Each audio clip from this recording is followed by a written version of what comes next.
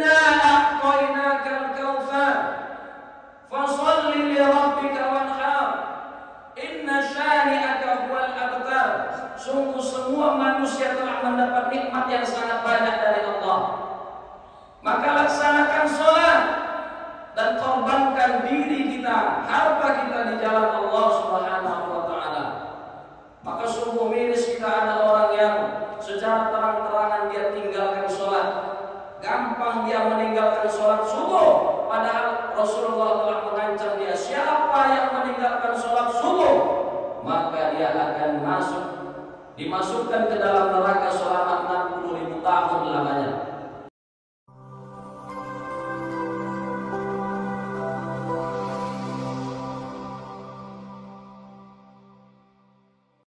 Bismillahirrahmanirrahim.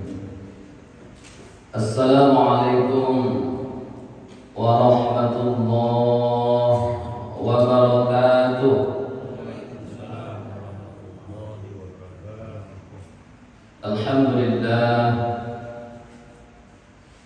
Alhamdulillahilladzi yaqbalu at-taubata 'an 'ibadihi wa ya'fu 'anis sayyi'at. Huwallazi ja'ala Dzulhijjah mawsimal taubati wal hasanat.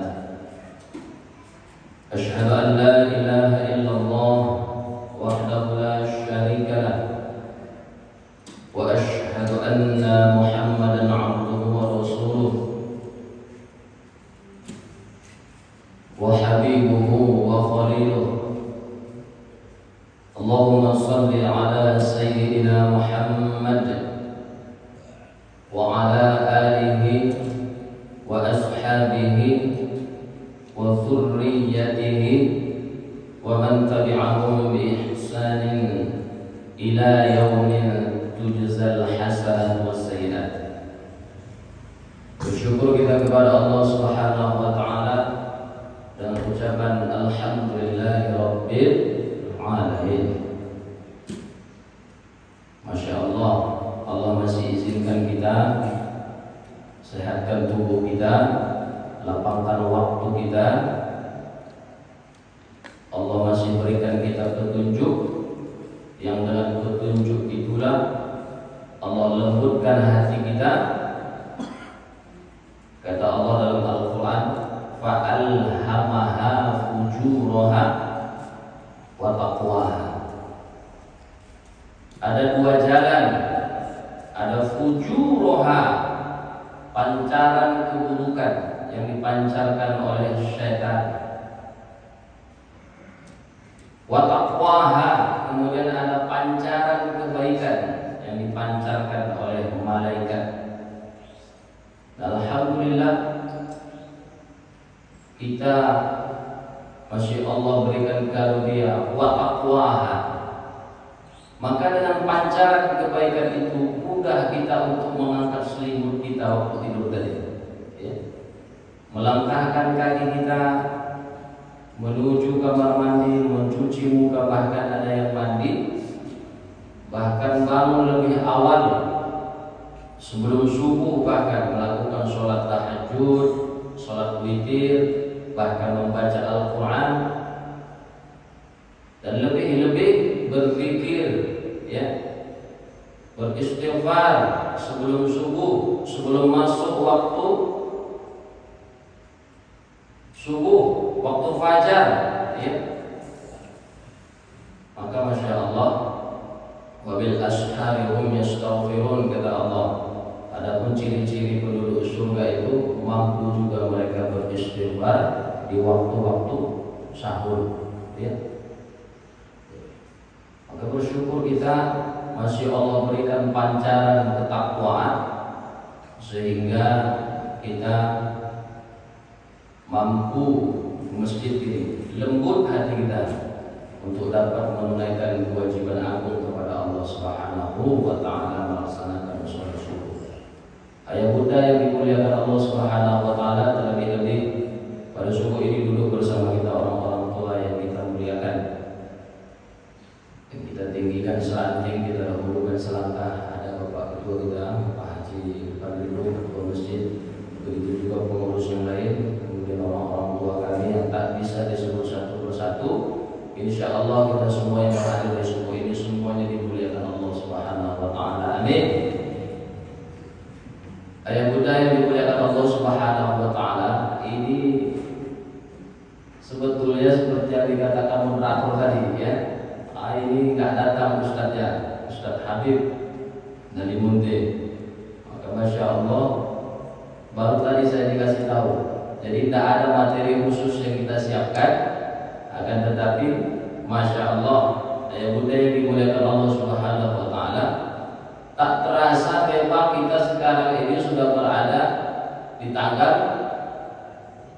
berapa Pak?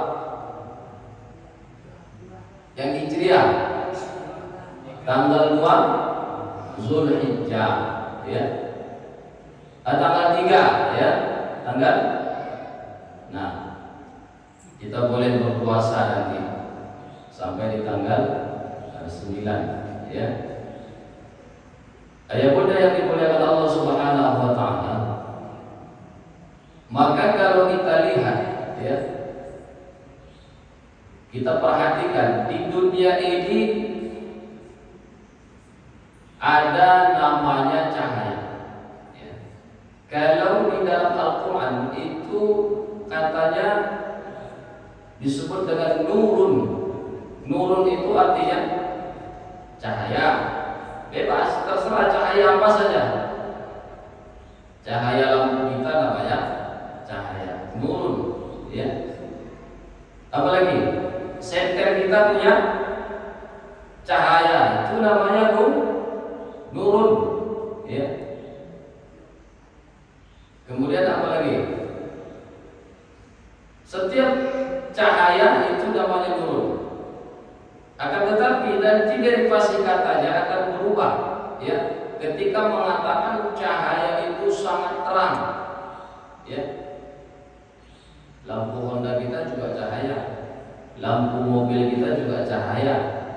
Tapi kalau cahaya itu semakin terang dan sangat terang, seperti cahaya matahari ya, bahkan lebih terang lagi, maka katanya berubah dari kata nurun, run, dhammatain itu ditambah alif dan ditambah fathatain, nuron. Artinya cahaya yang sangat terang benderang ya. Maka nanti sebanding dengan kata asal kata qoruba, qoruba yaqrubu, qurban wa qurbanan wa qirbanan. Qoruba itu artinya dekat. Kita duduk-duduk seperti ini, dekat. Maka nanti ada bahasa qaribun, orang yang dekat. Maka biasa ada disebut, kalau kawan kita dekat disebut sahabat qarib, sahabat karib, dekat, sahabat dekat. Nah, menunjukkan dekat itu saking dekatnya kepada Allah Subhanahu wa Ta'ala, maka ditambah alif, ditambah fathatain ujungnya, maka berubah katanya menjadi qurban. Qurban artinya sangat dekat. Maka kalau kita ambil makna yang umum ya, makna yang umum, semua hal yang kita korbankan untuk mendekatkan diri kepada Allah itu disebut qurban. Adapun secara ibadah khususnya nanti maka disebut dengan udhiyah ya. Apa itu udhiyah? Apa bedanya dengan kurban secara umum? Kalau kurban secara umum kita sudah paham. Bapak ibu kemarin ya, bangun menghidupkan Honda, walaupun dingin masih mengantuk-ngantuk, pergi ke masjid ini, bahkan duduk ya, ada yang bersandar-sandar, bahkan tunduk-tunduk yang masih ngantuk, itu namanya berkorban. Mendengarkan kajian Ustaz, berkorban secara umum. Bahkan ada duit kita, uang kita masukkan ke kotak amal, itu namanya berkorban secara umum. Ditambah lagi subuh ini ada pula sarapan, insya Allah ada. Pak Moderator, Bung Desa, ya. Berkorban secara umum, ya. Bahkan apa kata Allah? Lan tanalul birra hatta tunfiqu mimma tuhibbun. Kamu tidak akan sampai kepada derajat mabrur, bir, ya, sebelum kamu mampu mengorbankan harta yang paling engkau cintai di jalan Allah Subhanahu wa ta'ala. Maka banyak hadis Rasul bagaimana kita berkorban, memuliakan kita tetangga, memuliakan tamu, berkorban, mendekatkan diri kita kepada Allah dengan waktu dan kesehatan kita. Bahkan bukan hanya dengan waktu dan kesehatan, kata Rasulullah, kamu juga berkorban, ya, dengan kamu banyak berdiam, tak banyak berkata-kata. Maka Rasulullah, wa man kana yu'minu billahi wal yawmil akhir falyaqul khairan aw liyasmut. Kita berkorban untuk tidak banyak bicara. Bahkan falyukrim jarahu, man kana yu'minu billahi wal yawmil akhir falyukrim jarahu, memuliakan tetangga, berkorban. Man kana yu'minu billahi wal yawmil akhir falyukrim dhaifahu, memuliakan tetangga, berkorban, ya. Maka banyak sekali yang harus kita korbankan. Dan mereka yang tidak mau berkorban di jalan Allah, maka ini menyalahi sunnah dan ketentuan Allah Subhanahu wa ta'ala. Karena tak mungkin kita tidak berkorban. Berkorban kita melaksanakan ibadah terus menerus dalam kesabaran.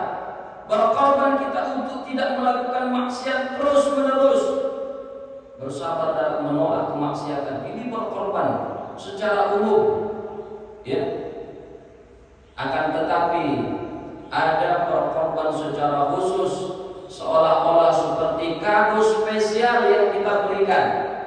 Kalau ya Bang Faisal, saya sama istri biasanya berkorban, belikan baju istri, belikan makanan, penuhi kewajiban pada istri. Akan tetapi ada kado spesial yang dia siapkan, dan mungkin itu cuma sekali dia bisa berikan, dan itulah batas kemampuannya. Menurut dia korbankan, berikan kepada istri. Ini namanya kado spesial. Apalagi kalau ada orang yang biasanya ibu dulu didekat-dekati sama bapak, berkorban dia, disuruh Pak, tengah malam, ya, Bang, antarkan dulu adik sate, hujan-hujan pun kita tempuh, ya, berkorban. Bahkan ada bapak-bapak yang bilang, demi engkau Adinda, ya, gunung-gunung kan kudaki, lautan ku seberangi, ya. Ibu jangan percaya laki-laki model macam ini, karena tak pulang-pulang dia nanti. Gunung banyak di dunia ini, lautan pun luas. Kapan dia pulang kalau dia daki gunung terus? Nah, berkorban, akan tetapi ada pengorbanan spesial yang dia berikan kepada ibu, ya. Nah, maka ini nanti korban secara khusus. Bagaimana dulu Ibrahim, ya, dengan keimanannya kepada Allah, dia mengaku dia beriman, lalu Allah uji keimanannya. Begitu juga dengan Qabil dan Habil. Nah, ini Ibrahim. Bahkan apa kata Ibrahim? Ya Allah, aku sangat mencintaimu. Bahkan meski engkau berikan aku seorang anak, aku akan berikan kepadamu, aku akan korbankan dia. Maka Masya Allah, qadarullah, ya, tak lama kemudian istrinya mengandung. Ada Ismail, ya, ada Ishak. Masya Allah. Lalu Allah ingin tagih janjinya, anak yang sudah mulai besar, remaja, lalu dia bermimpi berkali-kali, ya. Belum sanggup dia menyampaikan mimpinya kepada anaknya untuk pertama kali, maka dibuatkan mimpi yang kedua. dikuatkan lagi dengan mimpi berikutnya, dan akhirnya lalu dia sampaikan kepada anaknya, ya budaya, inni ara fil manam, wahai anakku, sungguh aku melihat dalam mimpiku, dalam tidurku,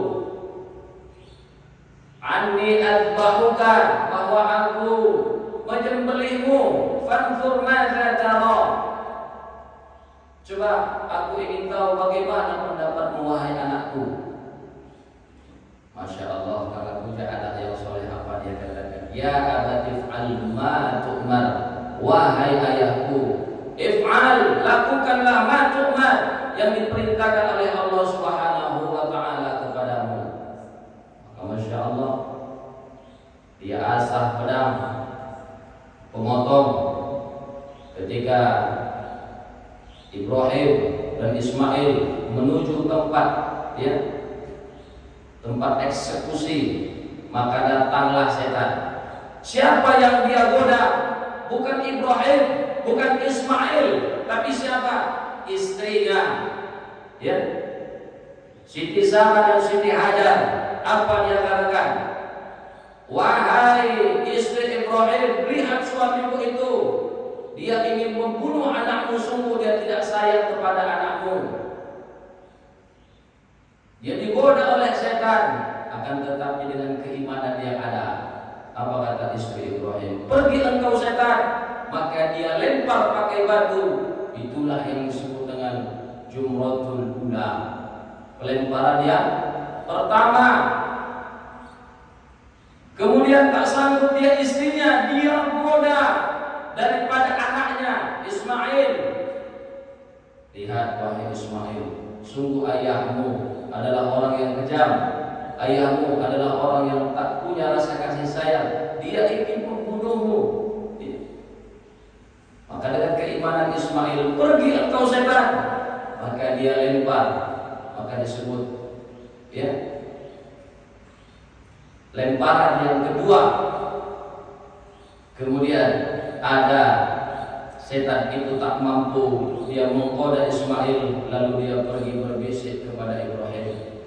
Dia ingin mengganggu keimanan Ibrahim agar dia tak melaksanakan apa yang diperintahkan Allah. Lalu Ibrahim pun melemparnya, kenalah matanya sebelah kanan, lalu butalah setan itu. Itulah lemparan yang ketiga. Ayah bunda yang dimuliakan Allah Subhanahu wa ta'ala, ketika Ismail sudah berbaring, kemudian pedang itu dipancungkan ke lehernya. Ternyata Ismail tidak merasakan suatu apapun dan tidak terjadi apa-apa. Maka terheran mereka. Ismail berkata, wahai ayahku, kenapa tidak segera engkau pancung aku? Tidak engkau potong leherku, apakah pedangmu kurang tajam? Maka diasah kembali pedang itu, dengan sangat tajam. Kemudian diulang kembali. Akan ternyata tidak juga terjadi apa-apa. Maka ketika diasah lagi, wahai ayahku, asah pedangmu lebih tajam. Kalau bisa, jangan lihat aku, palingkan wajahmu, sambil menangis. Ternyata ketika pedang diayunkan, ketika pedang ingin digorokkan ke leher Ismail, maka Masya Allah, Allah Subhanahu wa ta'ala mengganti daripada Ismail dengan kibas yang besar. Wa fadainahu bidzibhin 'adzim. Allah ganti dengan karunia yang besar. Ternyata benar, Ibrahim itu Masya Allah, sungguh keimanannya tak ada yang menandingi dari semua makhluk. Maka kata Allah, dia berikan gelar kepada Ibrahim Khalilullah. Kata Rasulullah, Inna Allaha qad ittakhadha Ibrahim khalilan. Inna Allaha qad ittakhadhani khalilan kama qad ittakhadha Ibrahim khalilan. Sungguh Allah telah menjadikan aku kekasih terdekat Allah Subhanahu wa ta'ala, sebagaimana Ibrahim Allah jadikan sebagai kekasih terdekatnya. Maka Masya Allah, Bapak Ibu kalau punya anak susah-susah cari nama, ini bisa kasih nama Khalil. Khalil artinya kekasih terdekat. Ya. Masya Allah. Nah, ini pengorbanan yang dipertunjukkan, diperlihatkan Ibrahim. Kemudian dengan keikhlasan itulah Allah ganti dengan karunia dan rahmat yang besar. Maka pada kurban kita pun Bapak Ibu, ya walaupun panitia bersusah payah mencari sapi, mencari hewan ternak yang besar, yang bagus untuk menyenangkan kita semua, bil khusus peserta kurban, tapi yang Allah lihat ternyata yang lebih penting dari itu bukan pada bentuk hewan kurbannya, akan tetapi kata Allah, la yanalullahu luhumuha wala dima'uha walakin yanaluhu taqwa minkum. Allah tidak lihat darahnya, Allah tidak lihat dagingnya, tidak melihat itu semua, tapi yang Allah ambil dan yang Allah terima dari kamu adalah ketakwaanmu. Dengan kurban yang takwa, Masya Allah, inilah yang nantinya akan memberikan kita semacam pancaran ketenangan, kebahagiaan. Maka itulah yang disebut duha, dohi, ya. Asal katanya nanti duha, duha itu pagi hari, berubah katanya nanti udhiyah, artinya penyembelihan yang terjadi di pagi hari. Maka kalau kita melihat katanya Aidul Adha, dua kata. Aidul artinya kembali, kembali ke asal. Bapak Ibu kalau dari sini pulang kampung ke Sumbar karena asal Bapak Ibu di Sumbar, Ibu disebut Aidul, ya. Aidul kembali. Nah, Adha itu dari kata duha, artinya tenang. Maka kalau kita lihat duha itu waktu-waktu yang tenang. Manusia semuanya dalam keadaan tenang, ya. Beraktivitas dengan aktivitasnya tenang. Bahkan pancaran matahari yang keluar di waktu duha itu pun adalah masa-masa yang tenang, ya. Dan bahkan di masa tenang inilah semua manusia beraktivitas, sehingga hidup mereka sebisa mungkin mereka buat tenang. Maka kita perhatikan waktu duha itu masuknya biasanya 1 jam setengah setelah subuh, dan berakhir duha itu 1 jam setengah sebelum zuhur. Itu waktu duha, ya. Nanti ada awal duha, ada pertengahan duha, ada akhir duha. Akan tetapi di waktu duha inilah kebanyakan manusia secara umum itu beraktivitas dan berinteraksi satu sama lain. Yang punya dagangan coba perhatikan, mulai antara duha pagi sampai 1 jam setengah sebelum zuhur, disitulah orang biasanya bertransaksi jual beli. Kalau siang terkadang sudah mengantuk, lebih suci daripada waktu duha. Waktu duha dari pagi sampai nanti 1 jam setengah sebelum zuhur, disitulah orang semua beraktivitas. Yang guru mengajar, yang nelayan menangkap ikan, yang petani peternak, dan begitu semuanya. Kenapa? Karena ini sunnatullah qadarullah yang telah Allah tetapkan. Maka kita disuruh berkorban, menyembelih hewan di waktu duha, sama bermakna bahwa kita sesungguhnya dituntut untuk kembali kepada fitrah kita manusia. Kita harus menjadi manusia yang memberikan ketenangan, bahwa hidup manusia itu penuh tenang. Manusia itu sesungguhnya hidup dalam ketenangan, kenyamanan. Inilah kurban mengajarkan kepada kita, ya. Bapak Ibu yang dimuliakan Allah Subhanahu wa taala. Nah, dan kurban juga sebagai bukti, ya. Bukti bahwa memang kita tahu bersyukur kepada Allah Subhanahu wa taala. Banyak ustaz-ustaz yang sudah menyampaikan. Kemarin ada Ustaz Berlian menyampaikan surah Ibrahim ayat 7, la in syakartum la azidannakum wa la in kafartum inna 'adzabi lasyadid. Kalau kita bersyukur, nikmat akan Allah tambah. Kalau tak bersyukur, Allah akan azab. Allah akan ambil harta, Allah akan panaskan harta, Allah akan siksa kita dengan harta kita. Bahkan yauma yuhma 'alaihi fi nari jahannam fatuqwa biha jibahuhum wa junubuhum wa zuhuruhum hadza ma kanantum li anfusikum. Dan harta itu akan dipanaskan, digosok ke lambung, ke dahi, ke punggung. Kata Allah, ini harta yang kamu simpan untuk dirimu.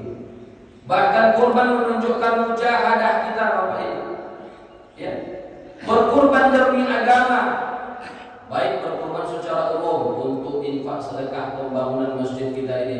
Masya Allah, nanti akan disambung kata Pak Ketua kita, pengecoran dah ke depan. Berkurban, berinfak, bersedekah, berwakaf uang. Ya. Masya Allah. Ini kurban secara umum. Ya. Kemudian ada kurban secara khusus, mendaftar kita hewan kurban di papan. Ya. Yang belum mendaftar masih ada waktu. Kalau sudah ditutup panitia, bawa kurban sendiri, nanti dipotongkan sama panitia. Iya Bang Besar. Nah, kalau mujahadah ini tidak kita lakukan, apa kata Allah? Idza tabaya'tum bil 'ina. Kalau sudah jual beli kamu dengan curang, wa akhadtum 'aqdabal bakar, kamu sangat cinta kepada hewan ternakmu, engkau tak mau berkurban. Wa raditumuz zara, kepada pertanian-pertanianmu engkau sangat bangga, sangat sayang. Ya. Wa taraktumul jihad, engkau tinggalkan jihad, engkau tinggalkan berkorban sungguh-sungguh di jalan Allah. Apa kata Allah? Sallallahu alaikum zullam, Allah akan timpakan kepada kamu langsung kehinaan dan azab dari Allah Subhanahu wa ta'ala. La yanzi'annahu, tidak akan diangkat kehinaan itu dari kita, wahai jamaah. La yanzi'annahu hatta tarji'u ila dinikum, hatta tarji'u ila dinik, sampai kita kembali kepada agama kita, aturan agama kita, barulah kehinaan akan diangkat, kemuliaan akan kita peroleh. Maka Masya Allah, jamaah yang mendengar suara ini, baik yang di dalam masjid maupun yang di luar mungkin mendengar, dari rumahnya, dari kendaraannya, bahkan dari jalan mungkin mendengar suara ini, ingatlah kata Allah, inna a'tainakal kautsar fasholli li rabbika wanhar inna syani'aka huwal abtar. Sungguh semua manusia telah mendapat nikmat yang sangat banyak dari Allah, maka laksanakan sholat dan korbankan diri kita, harta kita di jalan Allah Subhanahu wa ta'ala.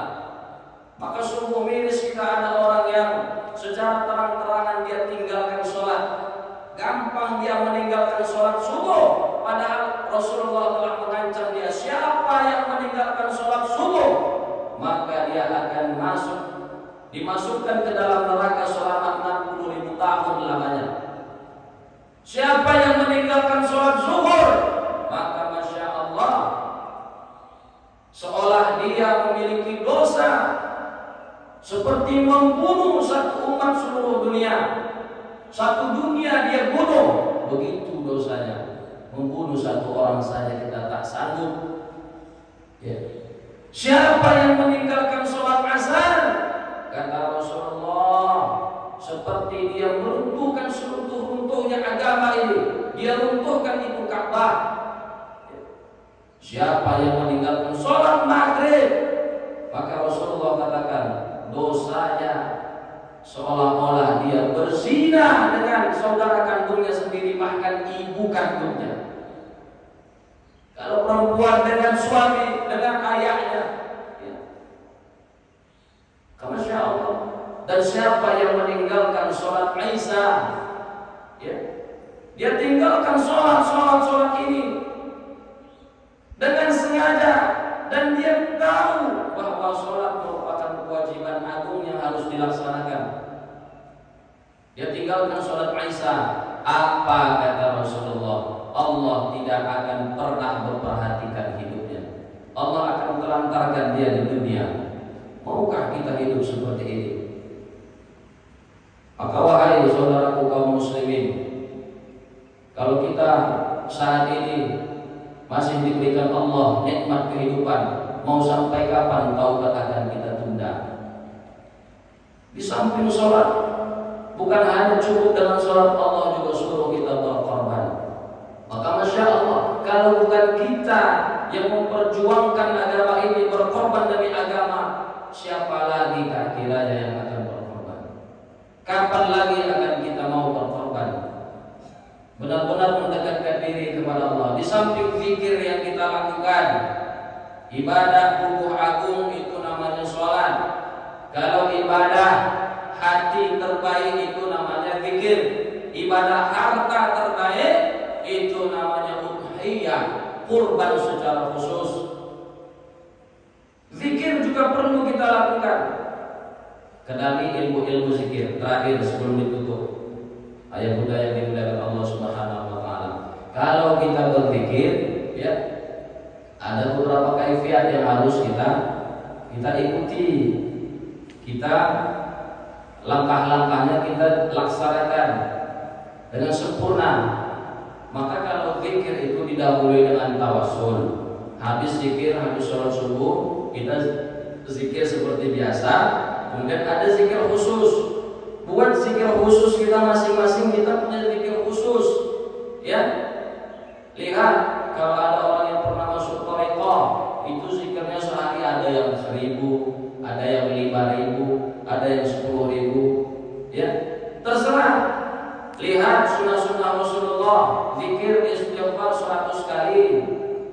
Kemudian ada subhanallah, alhamdulillah, wala ilaha illallah, Allahu akbar. Tapi ada caranya.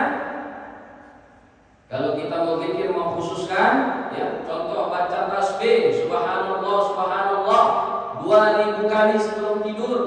Nah, ini ibadahnya atau zikirnya Abu Hurairah. Ada caranya. Sebelum zikir kita duduk tawaruknya tawaruk kiri nanti.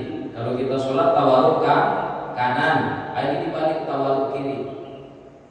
Kemudian tawassul ila hadratin Nabi Mustafa Muhammad Rasulullah sallallahu alaihi wasallam. Baca Al-Fatihah. Kemudian hadiahkan ila arwahi abaina wa ummahatina wa masyayikhina wa limu'allimina, sampai terus Al-Fatihah. Baru summa khususan ala hadirin niyah Al-Fatihah. Al-Fatihah 3 kali. Kemudian baca ilahi anta maksudi wa ridhaka matlubi. Ilahi anta maksudi wa ridhaka matlubi. Ilahi anta maksudi wa ridhaka matlubi. Ya Allah, ilahi anta maksudi, engkau yang kumaksud, wa ridhaka matlubi, dan ridhomu yang kutuju dalam hidup ini. Maka kita tawaruk, lihat latifatul qalbi kita, baru kita berzikir.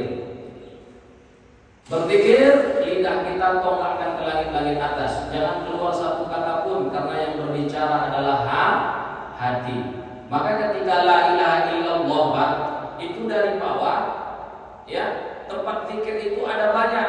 Ada latifatul qalbi sebelah kiri paling ujung. Dua jari di bawah susu kita. Itulah hati yang paling halus. Pintu hati. Disitulah kalau masuk yang buruk-buruk, ke situ dulu masuknya. Baru nanti ada latifatul ruhi paling kanan. Kemudian ada latifatul sirri, ya, agak ke dalam. Ada latifatul khafi. Kemudian ada sebelah kanan sebelum ke ujung. Baru di tengah-tengah ada latifatul akhfa. Latifatul akhfa ini tempatnya sifat-sifat sombong, sifat riya, ujung itu letaknya di tengah.